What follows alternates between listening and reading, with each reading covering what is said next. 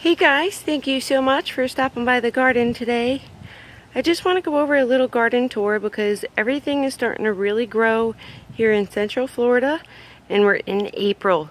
So we got berries, we got blackberries, raspberries, blueberries, and then we come over here, we got a carrot tote, which is half scarlet nates, half Denver half longs, half Denver half longs. You can see the beautiful foliage. So carrots need lots of foliage to grow, lots of nutrients organically if you can, and lots of room. So you definitely want to thin out. If you see carrots growing like two together in one spot, definitely want to try to thin them out a little bit. Make sure they have their own space depending on what type of carrot it is. You know, carrots that are long and skinny, you can kind of plant them a little closer together versus carrots that are short and fat. So we got a few little updates here. We transplanted our strawberry. This is a chandelier type, which you can see I was a little worried about her, you guys, honestly, because I had her in a hanging pot, but that pot was no good. She was choked out. She wasn't growing. You can see how her foliage was like getting black spots on it. That's an old leaf. And all this is new since I put her out here. We have nice healthy blooms now. Look at that. She was dying on me. She wasn't producing, and I was like, man, I got to do something here. So you just got to pay attention to your plants. And I want to give you some inspiration too. While we're doing this, we're going to talk about worms. We're just going to go over a couple of things going on here because it's so important to keep an eye on what your plants are doing. So if your plant's not producing, you see foliage dying off at the bottom and it's really creeping up that top like this was. I mean, I had like 3 leaves left on her. Look at all this new foliage, new flowers, so we're looking good. We put her in my Harvest Organics raised bed mix, which I'll show you the bag. This is the bag. I cut off the top because I always recycle my bags. After I'm done with the soil in here, I use them as a garbage bag throughout the garden, you know, with your debris or anything. And then you can throw it into your compost, you know, grass clippings, whatever. You can utilize your plastic bags. But that's just me. I just love to utilize anything I can around the garden. I don't like to waste. But this is an organic raised bed mix, and I really love it because it's for vegetables, herbs, flowers, and it releases nutrients basically as the plant needs it, and it just has a lot of organic matter in it. It's a nice wood chippy mix. This is it on top. I like to top off my berries with it because it's just, you can see how nice and fertile it is. It's rich, organic.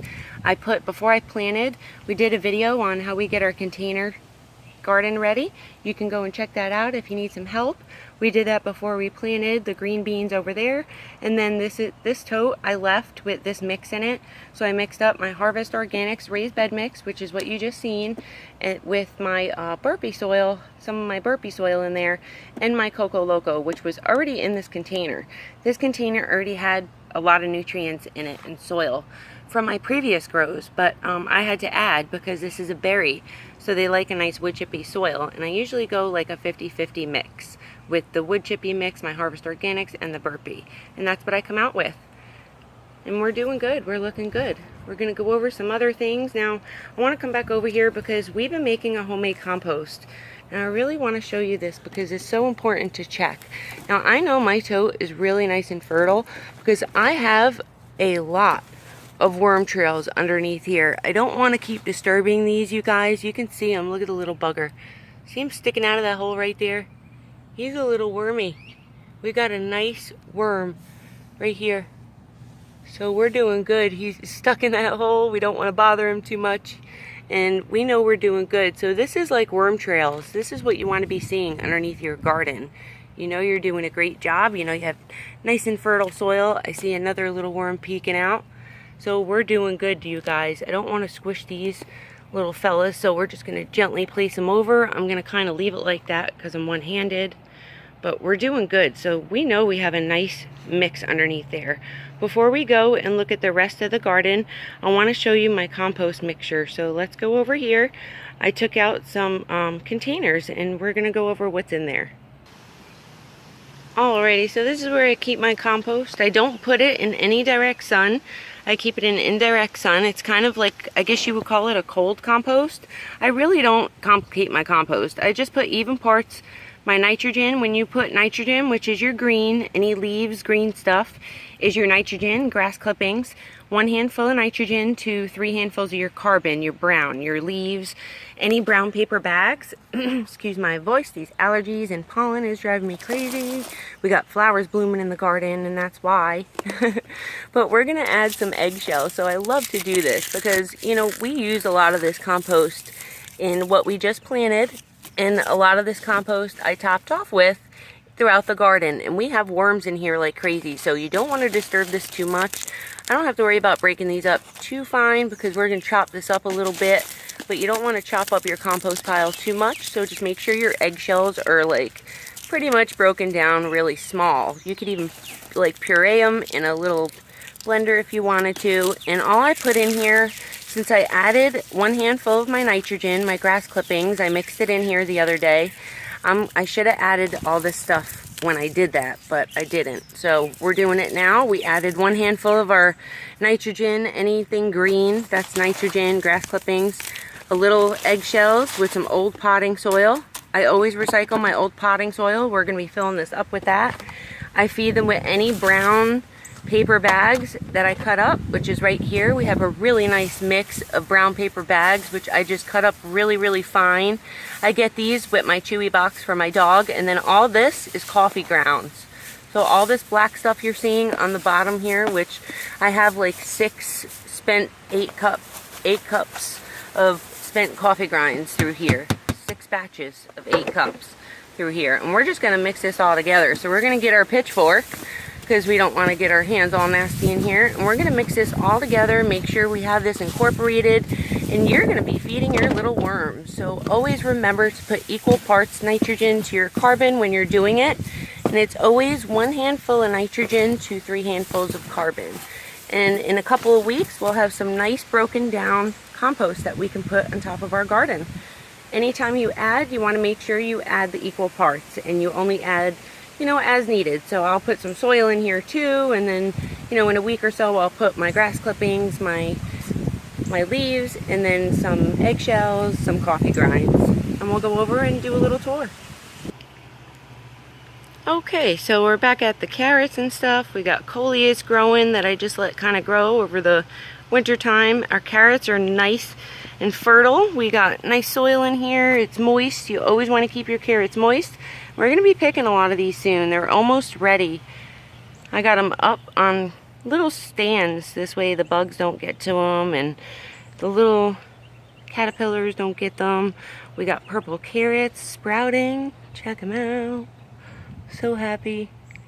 They're kind of popping out of the soil if you can see them. So pretty. And then I want to show you my blueberry. We are picking blueberries like crazy. We definitely adjusted her pH like it was supposed to be. You can see she has nice healthy foliage now. She's got new blooms popping out everywhere. This is the color you should see, and then they should start turning this really pretty blue color. So we have nice berries all over. She's fixing herself. She was starting to look a little rough. Now as your blueberries pushing out all these blueberries all over, can you guys see them? Let me know if you can see these. I'm kind of curious. But as she's pushing these blueberries out, she's going to start losing a little foliage. And that's normal because she's going to start pushing new out. She has a lot of new foliage coming out. And I'm really happy about that. I've been picking handfuls of blueberries every day, which is amazing. They're getting nice and big, nice and fat, which is what you want to see. You don't want to see them dropping off at all. Definitely want to see some nice blueberry action going on, just like that. Oh yeah. If you guys need any help, let me know. We're going to adjust her pH a little more. I'm sure she's going to need it here in a little while, but we're going to definitely keep picking some blueberries and see what else we need to do. You know, we topped off with our fresh compost, some nice soil down there, and she's doing good. So as long as you're seeing your blueberries ripening, and they're ripening really pretty, you're not getting them to drop off, you should be good to go as far as your blueberries go. We're going to go over to my blackberry. So she's getting pretty crazy, you guys. She's growing blackberries everywhere. We adjusted her pH as well as that strawberry. You know, adjusting the pH is so important to get these beautiful blackberries on here. That's the only way they're going to produce beautiful berries and healthy berries. They're gonna pollinate right, they're gonna grow right. You know, if they're not growing right, that's a problem. So you definitely want to check them, make sure they're growing. We'll go on the other side. This blackberry is growing really pretty like the rest of them on the vine. You can see they're plumping up and they're getting red, and that's what you want to see. So we're looking good. We're not giving any nutrients because we did organic nutrients with topping off with our compost. So that is the great thing about topping off with compost, you guys, because you don't need too much chemical nutrients. I have this big branch I'm hooked to. Look at this. Isn't that crazy? We got berries everywhere. We got our watermelon, which we topped off with our fresh compost. You can see, and at this point, you know, we're in spring here. We're in April here in Florida. I have one vine growing on my watermelon. When you're growing vertically, you want to keep one vine. We're just going to go over quick updates. You can see this beautiful watermelon starting to grow. Look how gorgeous that is. It's not yellow, it's not dropping, but it's starting to put pressure on this vine. So I'm going to have to get a stocking and hold it up. You can see just how big she has gotten. It's gorgeous. So we know she's healthy. I keep topping off with fresh compost once every 2 weeks or so, and I know she's good to go. She's going to be producing lots of watermelons, and I'm not going to let more than like 3 grow on her. You really don't want to let more than 3 to 5 grow on your watermelon, because then it's going to just be sucking up energy, fighting energy. We have nice green beans that we've been picking out in the garden. I've been picking them like crazy, you guys. You can see once they get nice and big, just like these, you can go ahead and start picking them. We've already gotten a nice batch, and we're going to get another nice batch here to come. You can see how thick they are. They look good. Just some little updates. Sunflowers doing really well. They're starting to open. This is so important to have throughout the garden when you're growing produce. How gorgeous she is. And my whole flower mix is really starting to come about and produce. Look how pretty they are. Got a little daisy in here or something. I don't even know what that is. It's just cute. Got a flower right here starting, which is going to be that little guy. How cute is it? And it's just so important to have these flowers. They get really attracted to this stuff. We have tons of sunflowers producing here. We just have more stuff over in the garden, more peppers we'll go over to. These are just so beautiful. We'll stand here a second.